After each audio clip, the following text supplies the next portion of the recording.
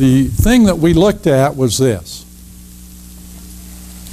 We would take a particular problem and we would say, okay,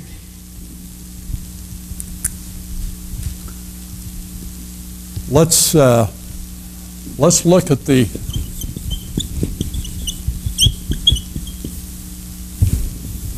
primary purpose of this. And the first decision we made, incidentally, and it was unanimous, was that we would not produce a product that was made up of one herb. You can find those at the health food store. And everybody claims theirs is the best, and it's a single herb. But if you really know,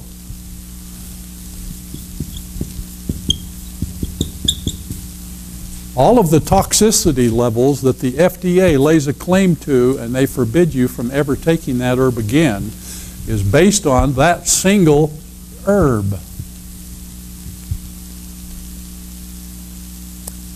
And so, if you're concerned about toxicity, you want to avoid taking a copious amount of any single herb. Also, single herbs do have side effects. They have a very limited effect. So the first decision we made as a group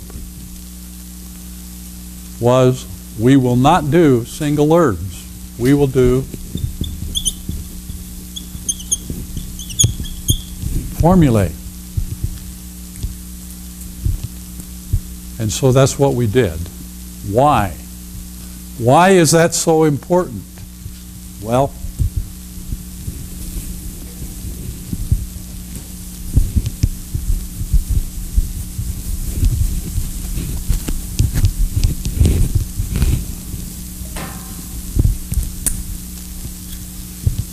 a formula is made up of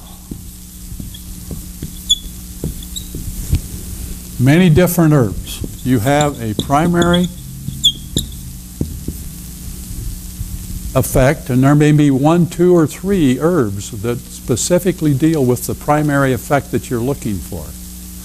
For instance, if you're doing a formula for kidney, in fact, you have a product called kidney in the line.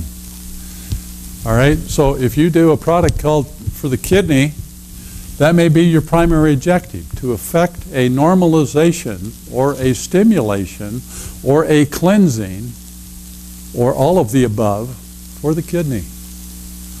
But at the same time, if you understand the human body, you know that the kidney is a companion organ to the liver.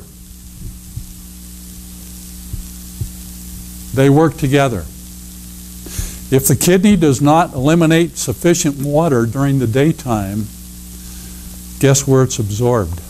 Your liver actually enlarges and holds water. At night, if you are having kidney problems, you will find that the liver will be getting rid of some of the water that it's been storing during the daytime because the kidney was having trouble dealing with the water. So you'll have a lot of water elimination at night, and the liver will produce that. Okay?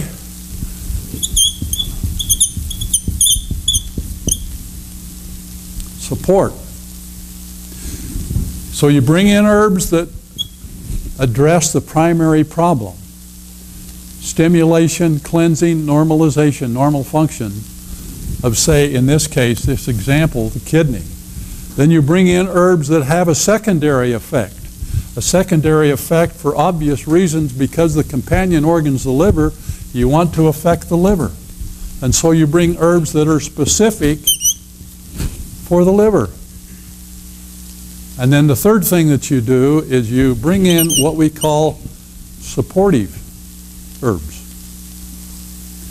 There are some herbs that support total body functions and make the formula, it actually amplifies the activity of the ingredients in a formula. And that's why Alan puts in a lot of the products he calls eleutheryl, which is Eleutherococcus senocosus. That's the botanical name of Siberian ginseng. Siberian ginseng was introduced in the United States by Bruce Halstead. And he learned about Siberian ginseng because he studied for 2 years. The only MD, at that time, he was the first MD ever allowed to go study medicine in Russia, in Vladivostok.